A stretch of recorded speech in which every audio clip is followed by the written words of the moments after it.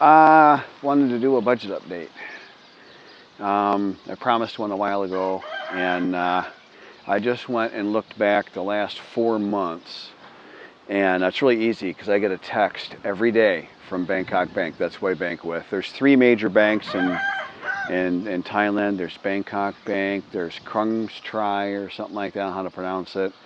It's yellow, and there's I don't know, whatever. But you can look it up. There's only three banks that are authorized by the Thai government to make larger money transfers if you ever should need. I've never needed, but I quickly, once I realized there was a short list of sort of approved banks, I'm like, I'll use one of those.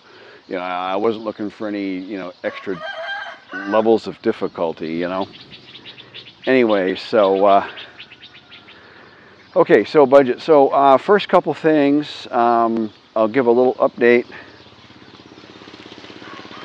about me. My budget, personally, like particular to just me. I do have some people to kind of follow what I'm doing and not just the information on the channel, but kind of follow what the heck I'm up to a little bit. And so for that, I did ultimately get both of my pensions. So I'm good with that. That's nice. That's I'm still soaking in mentally that I finally got it after all the paperwork and all the hassle and everything. It just, after a while, you're working on something and it's difficult and it's daunting. You start to, I wasn't giving up, obviously, but it was just like you just sort of, I get into that mode where my head's just down and I'm just grinding forward, just regardless of whatever happens. You just kind of refuse to stop. And that's the mode I was in for a while. Once I hit 59, I qualified and blah, blah, and all that. And they made me jump through every single hoop and, whatever. But it's starting to come in. So that's great. That's, it hasn't quite fully absorbed at an emotional level of that fight's finally over and I'm all set. But it definitely, the stress is starting to go down. My stress levels have been generally lower here, other than the first 2 months were super easy because kind of the honeymoon phase, everything is awesome and you don't know shit about shit and it all is fine, I'm sure. And then you realize, hey, that isn't nice. And then you go through kind of there's an adjustment phase, which can, which was, I moved into the villages too quickly.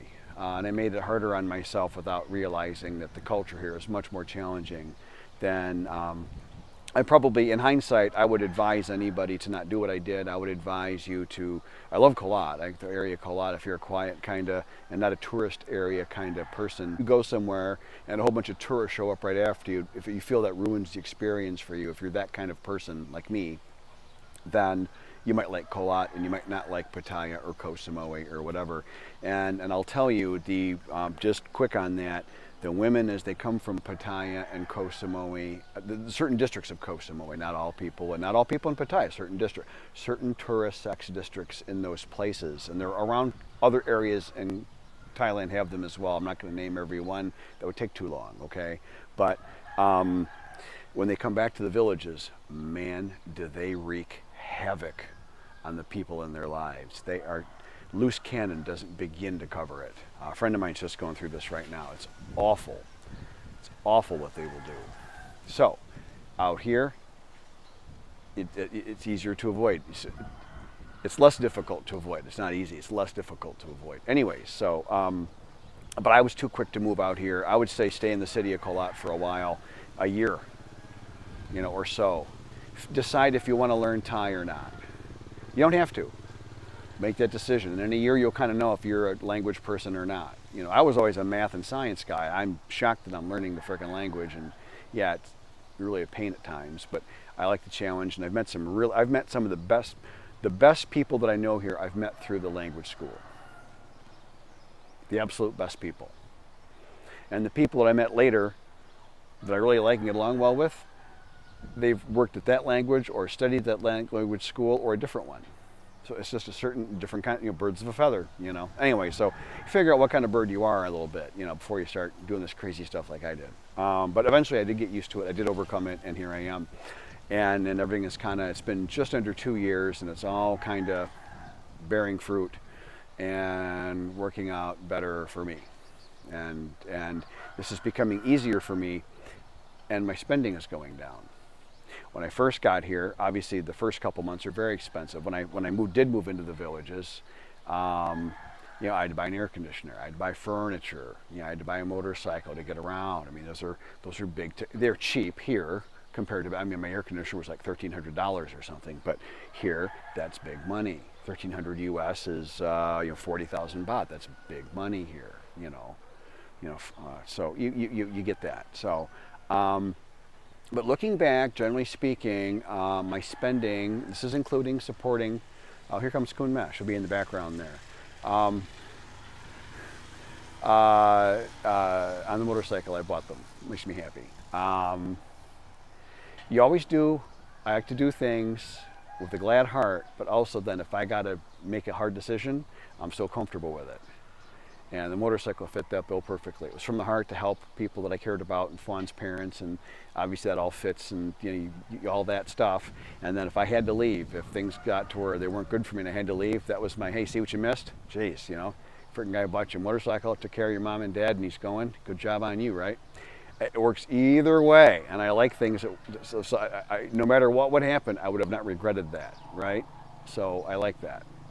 It's a little dark, sorry, but you know, you got to think of that stuff out here. Thailand's crazy. Anyhow, so on average, my spending, including supporting Fawn and her family a little bit and all that, and that's all spelled out in other videos. I'm not going to recap all that out of fairness to them. I spent about 45,000 baht. Now, there's months I spend twice that because, like, I had to buy plane tickets one month. The plane tickets were 40-some thousand baht. One month I had to redo my visa. The visa service fee, the convenience fee, was 20,000 baht for the white glove, breeze through, no lines, no nothing, no, you know, just breezing through everything. And for 20,000 baht, even for me, that was worth it. My call, and you may feel differently. And I still had to pay the actual visa fees on top of that, the government fees on top of that, so blah, blah, blah, blah, blah. That was like 30,000 baht, you know. So that month I spent more. And then one month I bought tires and major 100,000 kilometer service for Sawadee Krap, hello. And that was expensive, you know. So that was 20,000 baht one month, and so stuff like that. Okay, but without those expenses, my base sort of general, you know, without like a big vacation. Like if I do a big vacation and I pay for a van, a 10-passenger van with a professional driver who's very good. He lives in the neighboring village, and he's actually friends with a friend of mine, Thai man. And I take Fawn's whole family, you know, more or less. And go to all the stuff and go to a beautiful island and stay at like a 4-star, maybe not a 5, but a 4-star resort. Very nice place. I always spring for a couple of big dinners. I always do that. I give out a little spending money here and there, and I pay for the splurges at the 7-Eleven, you know, most of it. And those 7-Eleven adds up, by the way. Anyhow, those are 30,000 baht. I've learned that. Those are 30, and I do a 30-grander, as I call it. I like doing a 30-grander every few months or so, as my pain levels allow, you know, for traveling. And so my base is 45,000, and then you can average it out to whatever you want, however much you like to do all that other stuff. But, you know, you're going to have 10,000 a month, and probably just, if you take your governmental fees, visa and whatnot, and I don't know, whatever other crap you got to do, and maybe some utilities problems or something or whatever, you probably figure 10 grand a month just in stuff, you know. And then figure your travel and whatever on top of that, you know. And that's what I do. And I'm now, to me, I'm doing everything I want, when I want, how I want, and I'm living quite a bit below my my capability if I wanted to. I just don't have anything expensive that I want. So it's nice. It's nice being very comfortable. I'm going to try and set up when I go back home. Try and see if I can set up some kind of automatic transfer of money. I haven't really heard of anybody doing that, but gee whiz, there isn't like a normal way to do that. We all use these applications like Wise or Remitly or MoneyGram. Western Union's the most expensive, by the way, and I think MoneyGram might be the second most expensive. But Wise and Remitly are two of the cheaper ones. There's others, you can Google and find them. And they charge 15, 20 bucks to move a couple grand over once a month. I can use Zelle, Z-E-L-L-E, within the States and pay my friends and buddies and stuff. It's like a Venmo, but it's safer. But I can't so far use Zelle to send money to myself in Thailand. I don't know why I tried it once now, it blocked me. It said you can't do that. So I'm going to talk to my bank and see if that's some kind of restriction, or I mean, I can pay Joe Blow, I can't pay myself. Or maybe it doesn't work overseas, I don't know. But Zelle is free, and I like to move money for free. Free's my favorite price, by the way, fun fact. So I don't know, so that. Yeah, so that's my budget update. It's taken me 2 years to settle in and settle down. In 2 years, I've quadrupled or whatever my Thai ability from when I got here. I studied Thai part-time for a year before I got here. And settled in with a nice lady. Dated several of the very wrong ladies. Settled in with the right one, I think. And then sorted out a relationship with her and her family and her kids and everybody that works. That I think everyone's very happy with, and I think is fair.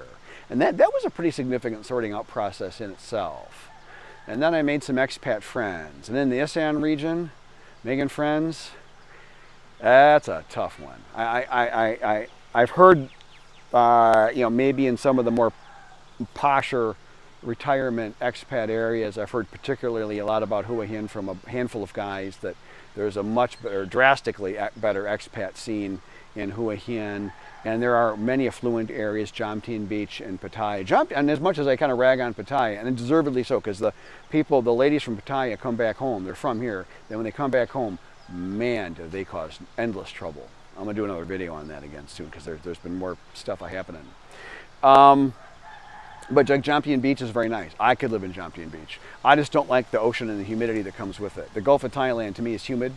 Every time I've been there 5, 6 times or 7 times or something, and every single time I'm there, it's hot and humid. Thailand's already a warm place. I don't really need like warmer,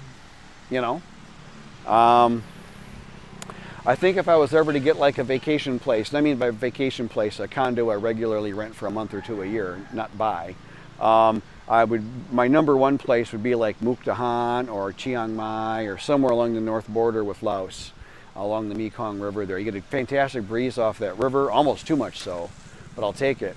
And the mountain air is nice. I like that mountain life, just as long as you're away from the smoke and pollution and stuff, which there are places that have it and places that don't.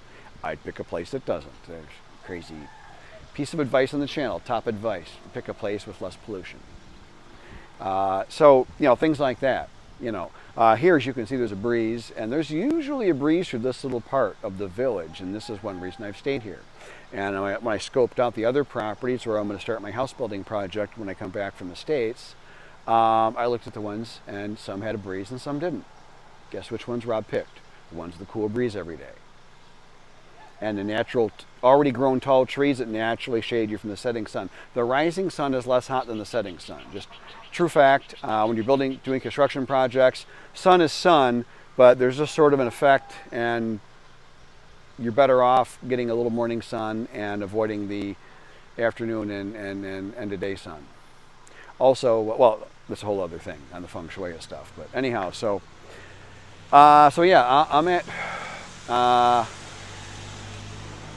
relative baller status, eating out when I want, doing what I want, motorcycling. If I see something, if I see a piece of clothing I want, if I see an accessory for my motorcycle I want. I just sent an email I found the right motorcycle shop, I think, and I sent them a list of 7 things I want to have done to my bike while I'm back in the States. I don't know if that might be asking too much. Fawn thinks it might be ambitious, that with the misunderstandings, even between Thai to Thai, because their language is vague. Thai is a vague language.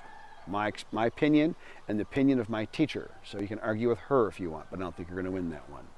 And there could be communication issues. But between Fawn and Kun Pa checking on it for me, and I know they would, they're good people. And they have a vested interest in me, and it's nice being of value, by the way. I like that. I'll be hoping to get it. It's some painting, some powder coating, new chain, it needs new tires. It's nothing crazy. I need an oil change in the engine. I want the oil changed in the front forks. this is all stuff, if I was healthier, I'd do myself and run it around town and do it. This kind of stuff I did back in Detroit, and I love doing that stuff. I love doing projects. I'm a project guy. But I can't. It just, I just can't, and I know that. Oh, a little more personal update. Had a workout today. Hit the gym. First day at the gym in about a month again. I like to go at least twice a week. 3 times a week is the trifecta, and that's like as much as I want to go. But I'm really happy if I can get once or twice every week. It's been a month with not even going once. But did today. Felt good. Feels okay. I got a pain patch on right now though. But we'll see how I do tomorrow. It's a 24 to 36 hour delay typically after I do anything that the pain comes. I don't know why it's such a long delay. I'm going to talk to my primary care about that when I get back to Detroit next week. And I got an appointment with her already. Anyways, but I think I'm doing slightly better. This acupuncture seems to be working. That go figure. I've given up trying to make any sense out of life. I just do what feels good, and I try not to take a dump on anybody. How's that? I making any sense out of this life on this planet, I got nothing. But I'm happy. So take care. Thank you, everyone. Appreciate all the positive, respectful comments, not just about me and fun, but about the Thai people and the culture here and everything. Very nice. And catch you next time. My name is Rob, and thank you for supporting my YouTube channel. I meant every word I just said with respect.